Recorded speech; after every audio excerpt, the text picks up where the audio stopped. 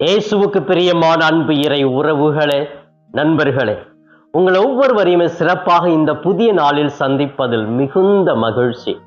இந்த நாளை இறைவன் நம் ஒவ்வொருவருக்குமே ஒரு ஆசீர்வாதத்தின் நாளாக, கொடையின் நாளாக கொடுத்திருக்கிறார். அப்படிப்பட்ட இறைவனுக்கு நன்றி கூறி முகமலர்ச்சியோடு நேர்மறை எண்ணங்களோடு இறைவன் கரங்களை பிடித்து கொண்டு அவரோடு பயணிக்க முயற்சி எடுப்போம்.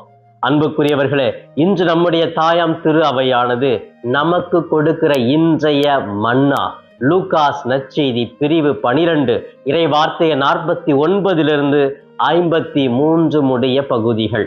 இந்த பகுதி எதை பற்றி பேசுகிறது என்றால், இயேசு தன்னுடைய சீடர்களை பார்த்து, நான் தீ மூட்டவே வந்தேன், அமைதியை கொண்டு வர வந்தேன் என்றா நினைக்கிறீர்கள்? அப்படி நினைக்காதீர்கள், தீ மூட்ட வந்தேன் என்று சொல்லுகிறார்.